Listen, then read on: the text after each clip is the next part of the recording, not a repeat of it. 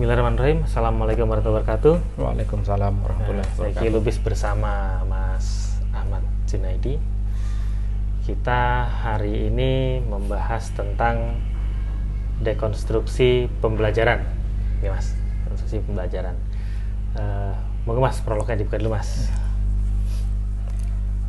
Tema yang kita ambil adalah dekonstruksi pembelajaran. Kalau kita lihat, dekonstruksi itu artinya membongkar. Dekonstruksi. Konstruksi kan membangun. Bangun ya. Dekonstruksi kan Renov. membongkar bangunan. Oh. Jadi dekonstruksi itu berarti membongkar bangunan yang sudah mapan. Pembelajaran berarti objeknya adalah pembelajaran yang berlaku sekarang ini, atau model pembelajaran yang diterapkan di lembaga-lembaga pendidikan formal. Jadi nanti ada satu pesan dari pembahasan kita kali ini, bahwa kita mencoba untuk berpikir yang anti mainstream dalam bidang pendidikan. Out of the box. Ya, out of the box. Oke. Ini salah satu contoh yang kita ambil dari kisahnya Syekh Ali Al-Khawas, ya, guru dari Syekh Abdul Wahab Al-Sya'rani. Al-Sya'rani ini termasuk sufi yang fenomenal Mas ya. Yeah. Jadi saya juga ada beberapa kali di kontak sama teman-teman saya yang di Kalimantan dan di Jakarta. Mereka sampai kesulitan untuk cari kitab-kitab karyanya Al-Sya'rani ini Mas. Sampai waktu itu saya juga kontak Mas John ini, gimana kalau kita mau cari kitabnya. Akhirnya diarahkan untuk impor dari luar. Iya.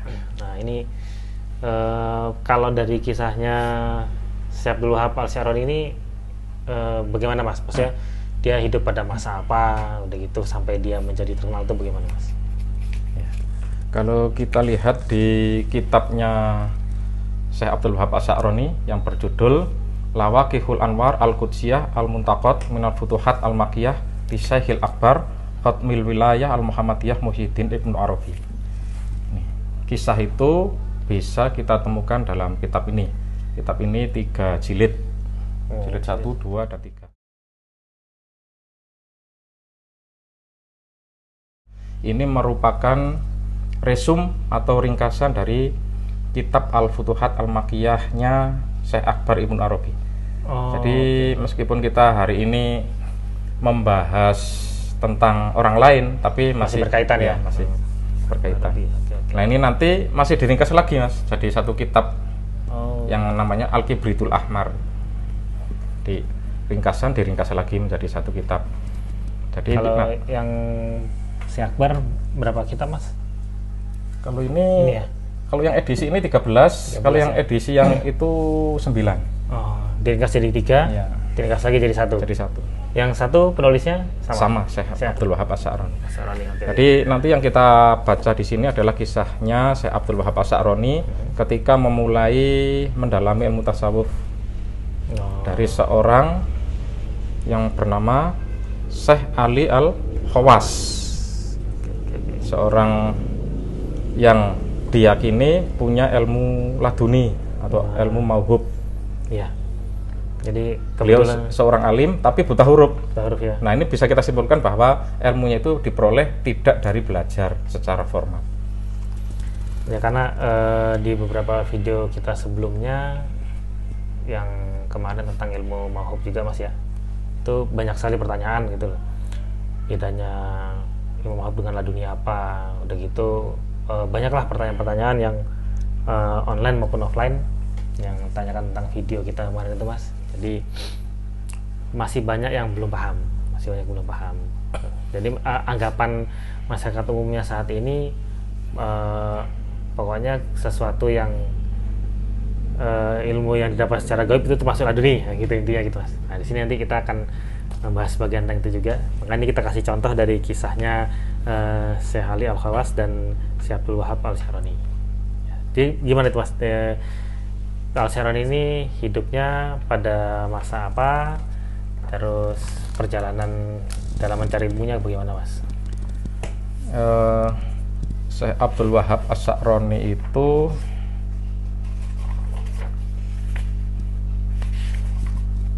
hidup pada masa atau lahir 12 Juli tahun 1443. 1443. Sedangkan Syekh Ali Al-Khawass itu wafatnya tahun 1524. Jadi berapa tahun masa belajarnya Syekh Roni ke Al-Khawass ini, Mas? Kalau itu ya sampai meninggalnya itu, Mas. Sampai meninggalnya. Bertemunya pada masa kehidupan Syekh Abdul Wahab As-Sa'roni sampai kemudian Syekh Ali Al-Khawass meninggal tahun 1524. Oke. Terus pada zaman itu pemerintahan dan politiknya sama seperti pada masanya Ibnu Arabi nggak, Mas? Kan itu ada perpecahan ya, maksudnya ya, ada perbedaan pendapat atau segala macam kan? Kalau di Mesir pada waktu itu enggak, masih stabil kerajaan aja ya? Kerajaan. Oke. Ya, jadi Kan enggak terlalu jauh dengan masa sekarang, 1500 ke 2000 kan berapa? 400 tahun. 400 tahun itu banyak, Mas. Oke, terus ini ya gimana, Mas, kisahnya Abdul Wahab Al-Sa'roni ini sebelum bertemu Al-Khawass ini bagaimana, Mas? Kalau di kitab ini kan disebutkan Syekh Abdul Wahab As-Sa'roni itu sudah menjadi ulama. Kalau di Indonesia mungkin ya ketua Majelis Ulama Indonesia. Jadi sudah berilmu, kemudian Jabatan ya, mujtahid, bisa berfatwa dan mengajar di hadapan ribuan murid. Jadi, beliau ini juga keturunan ini, Mas ya? Apa ulama juga ya? Syekh Abdul Wahab As-Sa'roni. Iya. Keturunan Rasulullah juga. Oh, langsung ya? Seorang Habib sebetulnya. Habib ya? Iya. Berarti udah Habib, jabatannya sudah tinggi, sudah diakui masyarakat, ilmunya sudah tinggi gitu ya. Punya prestis sosial di Mesir pada waktu itu. Dan dia belajar dari Syekh Ali Al-Khawass. Ini kalau saya baca Syekh Ali Al-Khawass ini ternyata seorang tukang pembuat bakul. Makanya namanya Al-Khawass ya itu ya. Itu profesi terakhir. Profesi terakhir itu. Profesi sebelumnya penjual minyak, terus kemudian petugas kebersihan dan seterusnya. Fokus di jualan dia. Jadi yang terakhir jadi tukang membuat bakul. Tukang membuat bakul. Berarti kalau dari prestis sebenarnya jauh ya, Mas ya? Ya, dibandingkan dengan nggak masuk hitungan. Nggak masuk hitungan ya? Nggak masuk hitungan. Itu asal mula mereka bertemu ini gimana, Mas, ceritanya? Pada waktu Syekh Abdul Wahab As-Sa'roni mengajar, di kalangan murid-muridnya itu terjadi perbincangan. Terus Syekh Abdul Wahab As-Sa'roni menguping perbincangan murid-muridnya. Mereka memperbincangkan seorang pembuat bakul di pasar yang tidak mau menerima uang selain haknya dari membuat bakul tersebut. Jadi ketika diberi bonus, diberi hadiah itu tidak mau. Oh gitu. Dan itu mengherankan Syekh Abdul Wahab As-Sa'roni. Kok masih ada orang seperti itu pada zaman itu? Ketika kehidupan mungkin sudah terlalu formal, kok masih ada orang seperti itu? Hingga kemudian Syekh Abdul Wahab As-Sa'roni itu mencari tahu informasi tentang siapa Syekh sih Ali Al-Khawass ini. Terus kemudian setelah cari informasi ke sana kemari, terus kemudian Syekh Sa'roni ini kemudian memantapkan hati untuk belajar tasawuf atau spiritualisme kepada Syekh Ali Al-Khawass. Tapi tidak langsung diterima. Diinterogasi dulu apa tujuannya, kemudian untuk apa dia datang ke situ dan seterusnya. Tapi kemudian Syekh Abdul Wahab As-Sa'roni ini ya berargumentasi bahwa beliau ingin belajar. Nah, ketika sudah mengutarakan maksudnya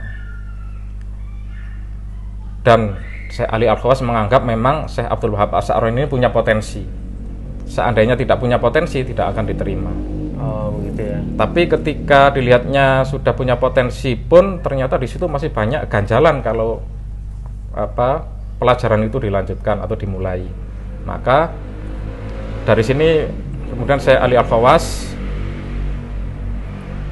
memberikan instruksi-instruksi supaya pemikiran Syekh Abdul Wahab Asy'aroni atau mindsetnya yang sudah tersusun di pendidikan formal itu dihilangkan dulu, karena ilmu yang akan dipelajarinya itu ilmu yang kalau secara bangunan epistemologi keilmuan itu sangat bertolak belakang dengan ilmu-ilmu formal. Yang pertama, kitab-kitabnya disuruh menjual. Waduh. Ya, semua kitabnya, perpustakaannya itu kan koleksinya lebih banyak dari ini ya? Oh ya, bisa ratusan, bisa ribuan kalau levelnya ulama pada waktu itu, bisa ribuan. Itu disuruh menjual semua. Terus kemudian hasil penjualannya disuruh menyedekahkan pada fakir miskin dan lain sebagainya. Cuma ada satu kitab yang tidak dijual untuk kenang-kenangan, karena punya memori tertentu dengan kitab tersebut. Kitab kesayangan, di situ sudah saya tuliskan nama kitabnya.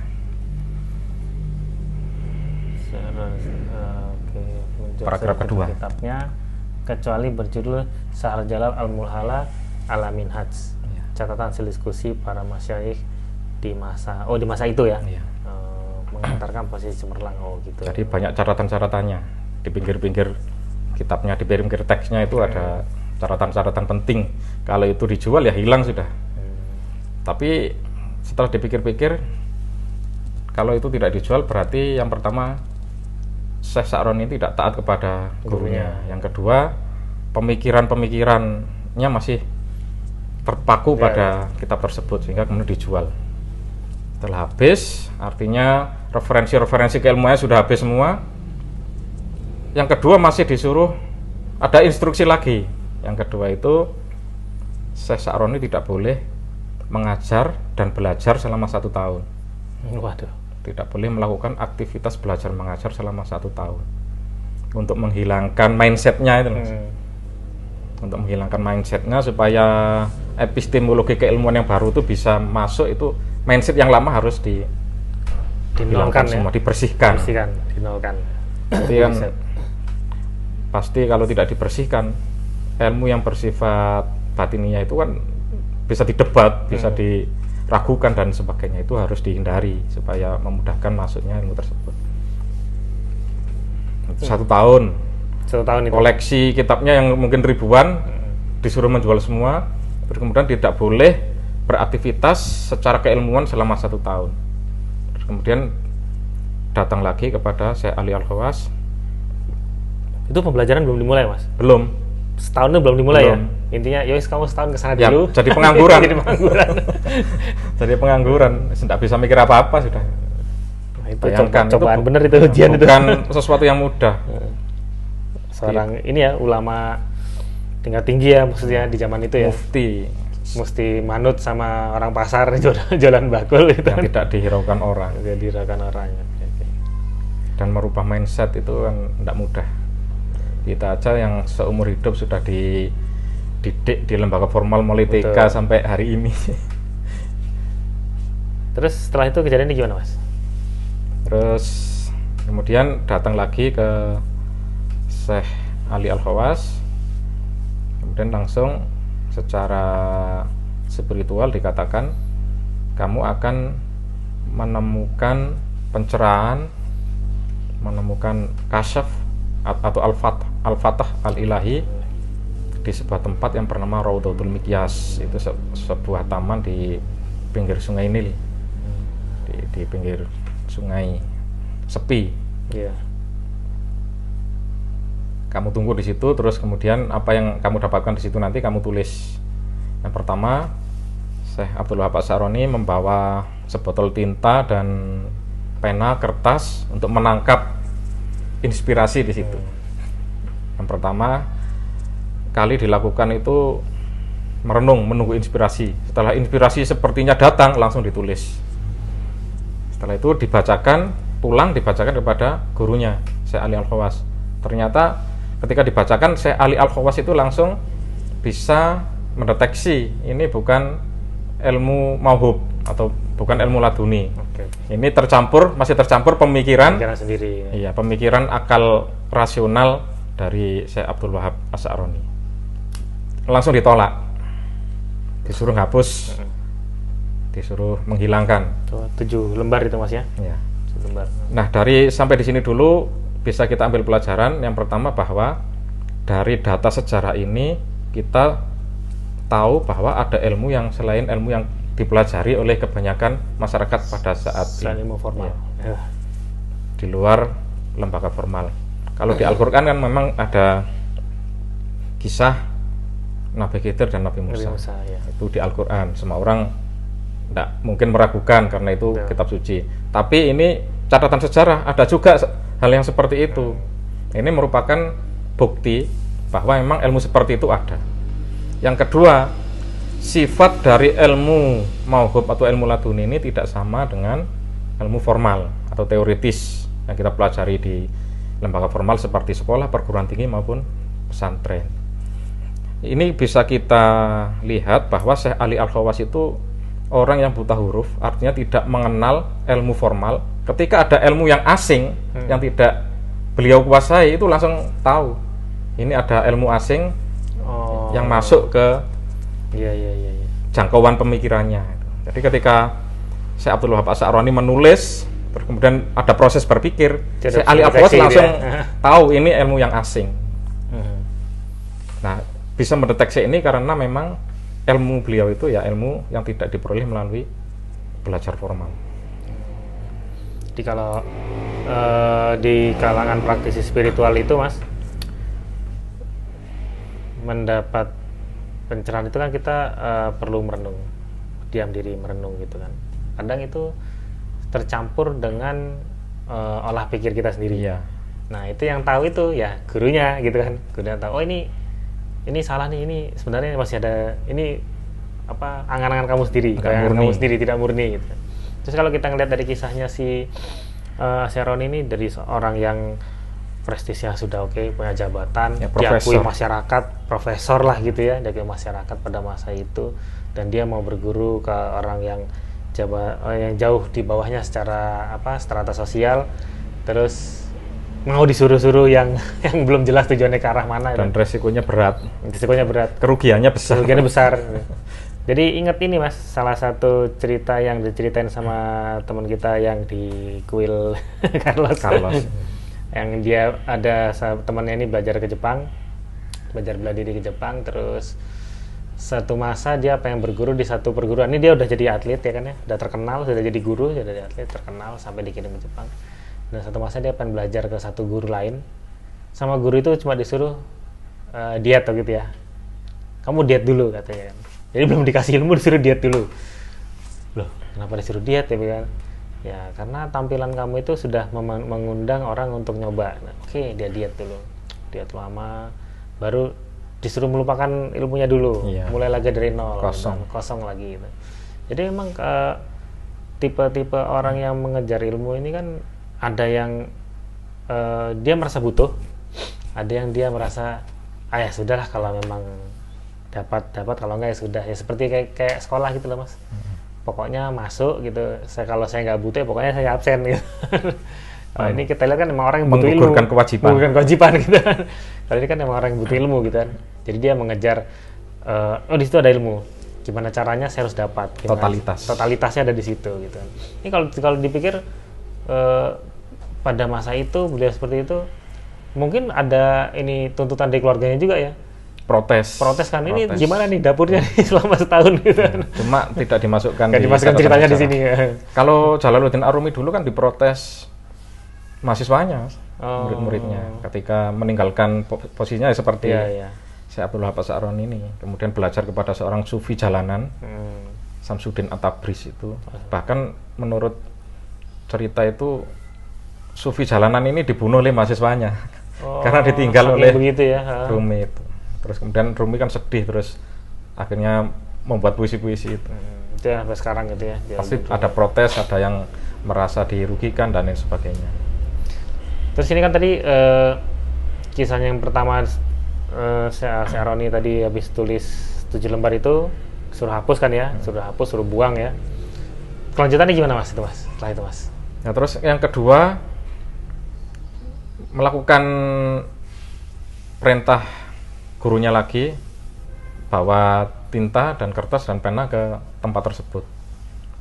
Terus ternyata ketika merasa ada inspirasi ditulis dan dibacakan lagi ke Syekh Ali Al-Khawass, ternyata masih belum dianggap berhasil, disuruh ulang lagi sampai ketiga kali. Nah yang ketiga kali itulah kemudian seperti pikirannya terbuka, kemudian seperti ada inspirasi yang banyak, kemudian ditulis, dan kemudian hasil tulisannya itu dibacakan kepada Syekh Ali Al-Khawass. Seperti di situ pas bahasa apa itu adab peribadatan, meski dunia ini dunia ada peribadatan. Setelah beberapa tulisannya dibacakan ke gurunya, gurunya langsung tahu, oh ini ilmunya, karakternya sudah pas sesuai yang diinginkan oleh gurunya. Kalau yang kemarin-kemarin kan karakternya masih karakter formal, ada teori-teori rasional yang mengedepankan akal pikiran. Kalau yang ini, wah ini sudah pas ini. Mungkin jadi bisa merasakan, Mas. Ciri-cirinya sudah tahu ya. Aura ilmunya itu sudah kelihatan. Sudah khas. Ini yang di sini ya, dia kitab pertama ya. Ya, terus kemudian disuruh melanjutkan pembahasan tulisannya itu, kemudian dikodifikasi, dijilid dan seterusnya, akhirnya jadi kitab yang berjudul Al-Anwar Al-Qudsiyah fi Bayan Adab Al-Ubudiyah. Dan itu masih bisa kita cari sekarang. Ya. Setelah itu Bro kemudian menulis karya lagi yang berbeda dengan sebelum kejadian itu, sampai yang kita nikmati sekarang ini. Dan itu setelah kejadian ini beliau masih kembali mengajar lagi, kembali aktif lagi. Ya, tapi karakter keilmuannya sudah beda. Sudah beda ya. Syaroni, ya ini kemarin sama beberapa teman di Jakarta ini sempat jadi perdebatan masalah kitabnya Al-Syaroni ini, Mas. Karena memang kalau orang yang belum paham, begitu baca kitabnya, apalagi wah ini memasuki dunia suluk, udah mindset kan beda Mas ya setiap orang ya. Mungkin dia nggak open minded, dia nggak ini kan macam-macam itu kan. Jadi kalau kita lihat dari kisah ini sih sebenarnya ilmu yang di luar kurikulum sekolah ini memang ada contohnya banyak, dan terus itu kita harus bertemu dengan guru yang tepat. Ya, yang tepat. Nah, beberapa banyak yang sudah menguasai dan mengalami. Ya. Nah, banyak juga ada beberapa yang merasa saya ini berbeda, tapi dia nggak tahu cari guru di mana. Akhirnya ketemu orang yang salah, gitu loh. Kan setiap orang saya perhatikan begitu usia-usia 25, 30 itu kan pencarian jati dirinya semakin kuat, Mas. Kadang dia mencari jawaban pertanyaan-pertanyaan saya ini ke siapa gitu kan. Saya ini siapa? Terus tujuan hidup saya ini bagaimana? Kadang itu kalau misalnya nggak ketemu orang yang tepat, ya itu malah dimanfaatkan, akhirnya tidak sampai tujuan. Nggak sampai tujuan. Kemana-mana. Tetap kebingungan sampai meninggal. Gelambiar. Ambiar sampai meninggal. Itu. Nah, ini kalau dari kisah ini dan dari pengalaman yang Mas pernah alami, yang kita semua pernah alami gitu Mas ya. Guru seperti ini kan mungkin nggak ditemukan sampai dia meninggal, sampai dia wafat tidak ditemukan gitu kan. Terus ikhtiar itu bagaimana, Mas? Kalau kita kembali ke kitab ini, Mas ya. Iya. Orang bertemu guru seperti itu ya memang sudah dikehendaki. Sudah ada garisnya ya. Kalau tidak bertemu berarti tidak dikehendaki. Termasuk orang bisa belajar seperti ini kan metodenya macam-macam. Siapa tahu Allah itu menciptakan kondisi, bertemu dengan guru, bertemu dengan buku yang sesuai dengan yang dibutuhkan, bertemu dengan lembaga yang mungkin menyediakan ilmu yang dia cari dan seterusnya, itu dikehendaki seperti itu nanti akan terkondisi kalau memang dikehendaki oleh Allah. Kalaupun tidak seperti itu, nanti ya ilmunya langsung diajari langsung dari Allah seperti Syekh Ali Al-Khawass ini, tidak melalui belajar formal, tapi langsung mempunyai keilmuan yang seperti itu. para ulama pada masa itu juga heran. Orang tidak bisa baca tulis kok bisa menguasai ilmu dengan dalam sekali. Pemahamannya Nah, udah itu yang tipe yang langsung ilmunya langsung diberi oleh Allah. Sedangkan saya Abdul Wahab As-Sa'roni meskipun punya potensi tapi masih melalui pembelajaran semi formal itu. Semi formal tadi ya. Jadi proses menemukan itu bermacam-macam. Artinya di sini Syekh Ali Al-Khawas saya baca itu mengatakan seseorang yang dipilih oleh Allah, didekatkan kepada Allah oleh Allah sendiri itu tidak mungkin buta syariat, tidak mungkin buta Al-Quran, tidak mungkin buta hadis. Meskipun tidak punya kesempatan belajar, nanti Allah yang akan memberikan ilmu tersebut atau memberikan kondisi-kondisi ditata lah ya, gitu ya. ditata supaya dia bisa belajar. Contohnya ya Syekh Ali Al-Khawas yang langsung diberi ilmu oleh Allah, dan Syekh Abdul Wahab As-Sa'roni mendapat ilmu tersebut melalui proses belajar dengan metode-metode yang unik, tidak ditemukan di dunia pendidikan formal. Jadi kalau saya pernah upload di medsos saya mas, video tentang ajaran Buddha. Apa kan kalau Buddha itu masih kental dengan reinkarnasi gitu mas ya. Jadi mungkin kamu tidak bisa menemukan guru saat ini, tapi di kehidupan berikutnya kamu akan dipertemukan. Guru itu kan ada. Itu saya juga pernah baca itu. Guru itu akan ada. Dan terus kalau kita kaitkan dengan penemuannya dunia barat itu sekarang kan ternyata DNA itu menyimpan memori, menyimpan memori. Jadi kalau ini saya ngadain riset kecil-kecilan, orang-orang yang berkumpul dan berteman kan beda mas ya. Di saat kita usia-usia dewasa itu kita akan memfilter siapa teman kita, siapa yang sekedar kita kenal gitu kan. Nah kalau kita berkumpul dengan teman kita yang berkumpul, kita sering membahas pemikiran yang sama, bahas ini. Itu kalau saya tarik garis lurus mas, ternyata leluhurnya atau buyutnya atau apa itu pernah di satu kumpulan yang sama. Misalnya orang dari keturunan misalnya kerajaan apa, mau kerajaan Singasari, mau kerajaan Majapahit, atau kerajaan Mataram gitu. Itu kalau di satu kumpulan yang sama, kalau kita telusuri silsilahnya, oh itu sama gitu loh. Pernah nongkrong bareng. Bapak kita pernah nongkrong dulu bareng ya. Gitu ya. Ngopi-ngopi. Ngudut. Jadi itu pernah saya konfirmasi sama teman yang dia biku Buddha. Dia cerita saya tanya bener gak sih kejadian kalau seperti ini? Ini analisa saya deh, bener gak sih kalau seperti ini? Bilang, oh iya betul kata dia. Bahkan kondisi kita sekarang ini, kita pasti nongkrong berempat. Kondisi kita sekarang ini, kita sebelumnya juga pernah seperti ini, dia bilang. Orang-orang di masa dulu kita pernah seperti ini, dia bilang. Oh ya oke, berarti kalau kita kaitkan dengan hal ini, bila dia melakukan dengan ikhtiar, dia melakukan dengan doa, dia bisa menembus untuk bertemu dengan gurunya gitu kan ya. Dan mungkin si Al-Sa'roni ini dari semua ilmu yang dipelajari mungkin ada masalah satu dari tanda tanya, saya kok nggak paham tentang ilmu ini misalnya gitu kan, sampai dia ketemu terus ada murid yang menceritakan tentang Al-Khawas ini. Itu kan sebenarnya kan hal yang dibilang kebetulan itu ya, kalau dunia barat ini bilang kebetulan, tapi kalau kita bilangnya itu satu suratan gitu ya, itu satu suratan sudah terdesain, sudah didesain seperti itu gitu kan. Bisa ketemu, bisa melepas semuanya, mulai lagi gitu kan. Itu kan rintangannya tuh banyak.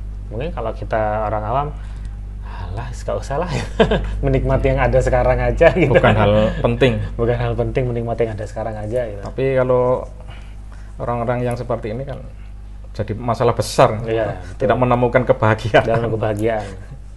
Ya itu kayak Mas John juga bawa motor jauh-jauh untuk belajar kerambit, langsung mencari kebahagiaan itu. Iya. Jadi ya itu mas ya, ini salah satu contoh memang masalah orang, kalau kita bahas di video kita yang sebelumnya itu kan manusia dengan struktur saraf, struktur tubuhnya itu kalau dia tidak bisa mempelajari ilmu ini ya dia bisa dipaksakan gitu kan ya. Nah, ini kalau seandainya mas hal seperti ini kita terapkan di masa sekarang tuh gimana tuh? Kan tergantung tipe orangnya, Mas. Iya. Kebanyakan di masyarakat kita kan ya tipe mau bisa dimasukin semua hal gitu loh. Iya. Kalau istilah psikologinya kan ada otak kanan, otak kiri. Betul. Kebanyakan mayoritas masyarakat kita kan otak kiri. Iya. Bisa dimasukin ilmu apa saja, bisa ditransfer ilmu apa saja, dan bisa bekerja Betul. model apa saja, yang penting saja. bisa menghasilkan. Tapi ada orang-orang tertentu yang nggak bisa seperti itu. Nanti ya seperti Mas Kiki, Spesialis. ya, pekerjaannya tidak sesuai dengan anu kan, Betul. jadi flu, greges, batuk-batuk. Wah, itu saya pernah ngalamin itu. Kok kalau ini dalam sebulan tuh saya masih sakit, Mas. Sebulan saya masih sakit. Zamannya waktu masih kerja kantoran gitu. Di fotonya kan tinggal tulang sama kulit aja. Beda kan sama sekarang kan. Bahagianya juga Saya beda lihat kan. fotonya tuh kasihan. Kasihan. Itu. Seperti anak terlantar. Terlantar di kampung orang lagi. Ya itu memang bener, Mas. Itu setiap 1 bulan tuh saya masih sakit. Sampai ibu saya tuh hafal. Ada jatahnya. Ada jatahnya. Ibu saya sampai hafal. Oh ini masih sakit. Zaman saya sekolah dulu, Mas, itu dalam 1 bulan saya pasti nggak masuk. Jadi kalau saya nggak bangun pagi, ibu saya tuh di kamar tuh sampai nanya, nggak masuk hari ini. Cuma gitu tok nanyanya. Jadi udah nggak dimarahin lagi, kok nggak sekolah, nggak masuk hari ini. Enggak lah. Ya udah. Yang penting nggak keluar rumah gitu aja. Kalau keluar rumah kan nanti kalau bolos saya mana-mana, Mas. Jadi saya itu di rumah aja. Jadi kalau saya pikir-pikir setelah itu proses saya dewasa, saya kerja, terus kita ketemu, kita kenal, kita bahas hal yang sama gitu. Itu ternyata itu hal yang wajar. Sebenarnya itu, jadi saya baru sadar, oh berarti saya dulu tuh sebenarnya sekolah itu sebagian dari diri saya tuh memaksa saya harus mendalami ilmu itu gitu loh. Padahal ilmu asing. Padahal ilmu asing gitu. Yang mungkin dalam hati kecil juga nggak suka gitu ya. Dalam kecil nggak suka. Kalau dipikir-pikir, saya itu kan dulu STM informatika. Terus saya kerja di perusahaan telekomunikasi. Terus saya kuliah akuntansi. Setelah itu saya kerja lagi, habis itu saya mendalami hal seperti ini. Saya mendalami psikologi manusia segala macam. Jadi kesimpulan saya cuma satu, saya suka hitung-hitungan. Karena menurut saya itu kita menilai seseorang itu menilai segala macam itu dengan angka. Itu pasti ada polanya, itu pasti ada polanya, ada angkanya. Cuma pada masa itu kan saya belum terarah. Metodenya apa? Sesuai. Saya harus belajar apa sih kayak gini gitu. Karena pada zaman itu kalau kuliah, Mas, misal saya mau zaman itu yang terkenal tuh jurusan teknik. Kalau teknik populer, itu populer, favorit. Sastra wah gak masuk hitungan. Apalagi psikologi gak masuk hitungan itu. Ternyata semakin berkembang ke sini kan terbukti sebaliknya gitu kan. Jadi sebenarnya anak-anak sekarang itu mereka harus mengikuti kata hatinya.